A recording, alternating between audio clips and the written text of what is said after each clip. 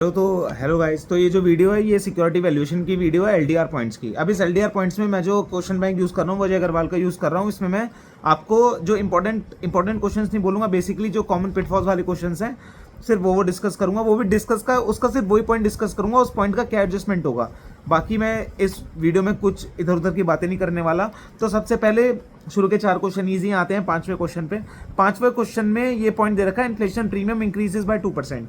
अब ये जो इन्फ्लेशन प्रीमियम है ना, अब इससे बच्चे कंफ्यूज है ये तो मार्केट प्रीमियम है, या फिर इससे पहले हमने R F minus R F into beta करके निकाला था, R F plus R F minus R F into beta इससे करके निकाला था। तो बच्चे कंफ्यूज हो गए कि इसमें हम क्या करें।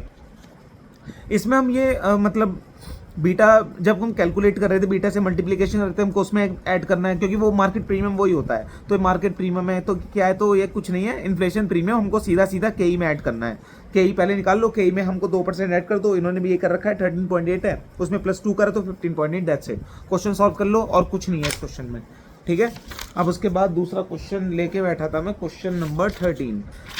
बीच के सारे क्वेश्चन ईजी हैं, क्रीम वनीला। क्वेश्चन नंबर 13 में क्या था, तो अब अगला क्वेश्चन था question number 13। Question number 13 easy है, इसमें बस दिक्कत आएगी बीटा को निकालने में। तो इसमें यार दिक्कत कुछ नहीं है, अगर आपने पोर्टफोलियो कर रखा है तो कुछ नहीं है। तो एक काम करें, covariance upon variance of market, covariance market का और उसका क्या बोलते हैं सिक्योरिटी का, divide by variance of market, बस ये कर लो, उससे बीटा आ जाएगा। और अगर बीटा आ गया तो बीटा के बाद आप रिटर्न निकाल लोगे बीटा से, और जब रिटर्न निकल गया तो आगे का क्वेश्चन ईजी है, डिविडेंड को डिस्काउंट कर दो, आंसर आपके हाथ में है, ठीक है। अब नेक्स्ट क्वेश्चन था हमारा क्वेश्चन नंबर 17। क्वेश्चन नंबर 17, एक मिनट। ये पूरा क्वेश्चन बहुत इजी है, क्वेश्चन नंबर 17। इसमें मुझे एक इशू आया था, इशू ये आया था कि डिवीजन ए कैप्चर कर रहा है 10% sale which is forecasted to be 50 crore, division B और सी कैप्चर कर रहे हैं 30 और 20%, industry sale which is expect to be 20 and 8.5 crore. ये बहुत ही मतलब लेम डाउट बोल रहे हैं, कुछ भी बोल लो। मैंने क्या करा था, मुझे ये माना कि 50 करोड़ जो है वो डिवीजन ए की सेल है, पर वो डिवीजन ए की सेल नहीं थी, वो इंडस्ट्री की सेल है। हमको 50 का 10% करना है, और ऐसे ही रेस्पेक्टिवली हमको बी और सी का 30 और 2% करना है, तब जाके हमको इनके डिविजन्स की सेल मिलेगी। और इस डिवीजन के सेल में हमको नेट इनकम मार्जिन लगाना, मतलब फिर तो इजी है, मतलब इस क्वेश्चन में कुछ खास नहीं है, बस इसमें यही पॉइंट था जिसमें मैंने मिस्टेक करी थी, तो उसके लिए मैं वीडियो बना रहा हूँ, ठीक है। अब उसके बाद आया क्वेश्चन नंबर 19। मतलब इसके बीच के क्वेश्चंस ना मतलब ऐसे हैं कि एक एक बार में हो रहे हैं सॉल्व, ऐसा कुछ नहीं है कि भाई कुछ ज़्यादा दिमाग मारना पड़ता है, मतलब बेसिक है। अब क्वेश्चन नंबर 19 था मेरा, एक मिनट, 19, 20, 21, ओ भाई साहब 3 क्वेश्चन लगातार, क्या बात है। ये तो सेट ऑफ द बिग 3, 19, 20, 20। 20 में क्या एक्सपेक्टिंग है बोनस रेशियो, ठीक है। अरे यार कुछ नहीं, ईजी क्वेश्चन है। इस क्वेश्चन में सबसे ज़्यादा इशू आपको ये आएगा कि अगर बोनस आपको मिल गया 1/5 का, और उसके बाद जब आप लास्ट में बेचोगे एक्सपेक्टेड प्राइस, तो 900 का तो एक बिकेगा ना। अब आपके पास एक थोड़ी है, आपको एक के बदले 1.2 हो चुका है, तो 900 को इंटू 1.2 करना पड़ेगा, और इंटू 95%, क्योंकि 5% आपका सेल का वो है, क्या बोलते हैं उसको, इंसिडेंटल एक्सपेंसेस आपका बाय और सेल पे, तो 0.95 इसको करना पड़ेगा। और ऐसे ही कॉस्ट ऑफ शेयर आपका कितना हो जाएगा। कॉस्ट ऑफ शेयर जब आप वो इसमें नेट गेन निकालोगे, तो कॉस्ट ऑफ शेयर जब आपने शेयर खरीदा होगा तो आपने वो 100 का नहीं खरीदा होगा, या फिर यहाँ पे अगर जैसे 500 लिखा हुआ है कि 5 शेयर, इसमें एज पर क्वेश्चन तो लिखा है 500 ईच है, मतलब एक ही शेयर खरीदा है, तो आपने वो 500 का नहीं खरीदा होगा, आपने वो 525 का खरीदा होगा। बस इस क्वेश्चन में बस यही पॉइंट था। इसमें डाउट ये आता है कि 1.2 से मल्टीप्लाई क्यों करा है। अरे भाई बीच में बोनस मिल गया उसको, एक के बदले उसके पास 1.2 शेयर हो गया, अभी उसकी गलती थोड़ी है। अब वो बेचेगा तो उसको फायदा, तो एक तरीके से वो बेचेगा तो 1.2 ही बेचेगा ना, अब वो 1 नहीं बेचेगा, तो 1.2 उसको 0.2 फ्री का मिल गया तो बेच नहीं देना यार उसका। अगर वो सस्ता है, मान लो देखो 900 ईच का हो गया, अब बोलोगे भाई 900 ईच का हो गया शेयर, तो हमको तो एक शेयर में ही फायदा। भाई जब बोनस दिया होगा तो इक्विलिब्रियम तो आया होगा ना, प्राइस कम तो हुआ होगा ना। अब कंपनी ने इतना अच्छा परफॉर्म करा, 900 हो गया, तेरे पास तेरी तो चांदी है, एक बेच पूरा 500 में, फिर अपना 0.2 बेच 900 में बेच। तो बस इसमें ये मतलब इजी क्वेश्चन है, बिग 3 गलत बोल दिया, ये थोड़ा इजी था। उसके बाद क्वेश्चन नंबर 20। अब इस क्वेश्चन में क्या था, बोर्ड डिक्लेयर प्रोजेक्ट था 3 annual dividend expected, same risk. 4th year onward से इतना हो जाएगा, इतना इतना इतना इतना, ठीक है। तो 17th वाला, वो सॉरी 20th वाला क्वेश्चन इतना हार्ड नहीं है। बस इसमें ना देखो ये है कि पैसा आज नहीं मिले, उस डिविडेंड आज नहीं मिलेगा, डिविडेंड आपको 3 साल बाद मिलेगा। एक ग्रोथ रेट भी दे दिया इन्होंने, ग्रोथ रेट आप 7 ही कंसिडर करोगे, 6 ग्रोथ रेट आप कंसिडर करोगे, मतलब आज का निकालने के लिए कि अगर आज है तो क्या है। लेकिन अगर आप 3 साल बाद का निकालोगे तो 3 साल बाद का जो प्राइस निकालोगे आप, वो आप 7% से ही निकालोगे। तो इन्होंने 7% से ही निकाल रखा है। तो 2.5 को इन्होंने जब डिस्काउंट करा तो 3 साल बाद की प्राइस आ गई 250। अब उसको करा 1 साल पहले डिस्काउंट तो आई 231, उसको करा 1 साल पहले डिस्काउंट तो आई 214। अब अगर डिविडेंड वो देता ही नहीं, अगर डिविडेंड वो देता नहीं तो आज 214 प्राइस है, और अगर डिविडेंड दे रहा है तो कितनी प्राइस आ रही है, 106।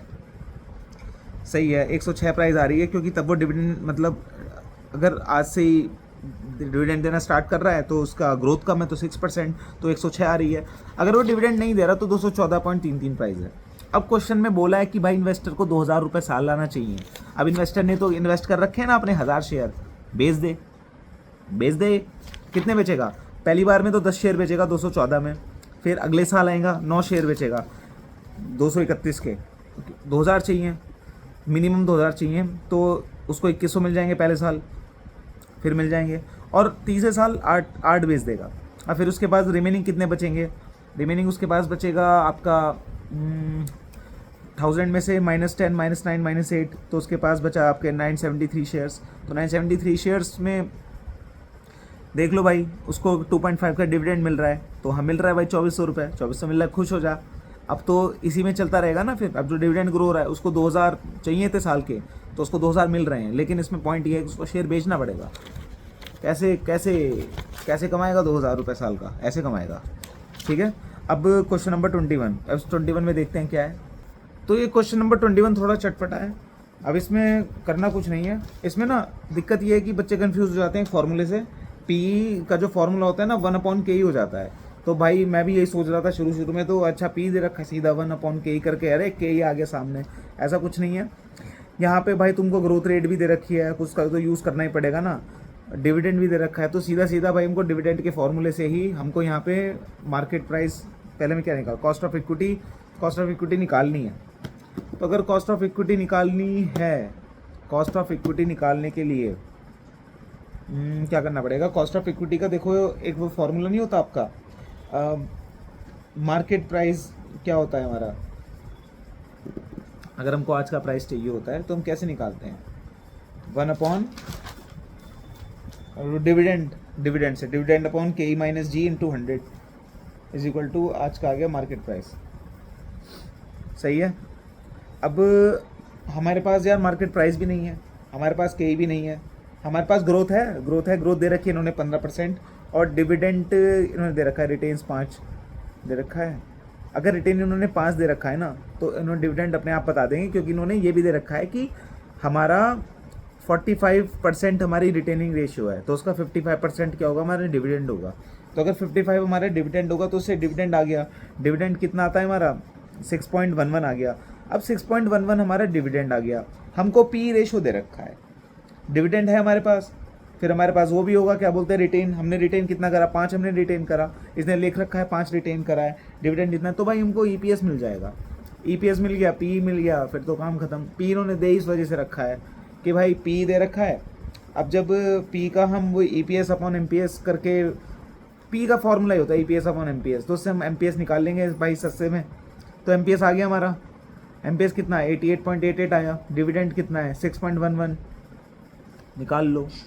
अब बात बस यही हो गई कि यहाँ पे यार D1 लेना था, इन्होंने D0 ले रखा है, बस यही चीज़ें खटकती हैं। यहाँ पे इन्होंने D0 ले लिया कि आज का क्या है D0, और उससे मार्केट प्राइस भी सब कुछ करके निकाल लिया इन्होंने। इनका के ही आ गया 21.87%। इन्होंने सेकंड पार्ट में पूछा है अगर तुम्हारी ग्रोथ रेट 16 हो गई तो क्या करोगे, ठीक है।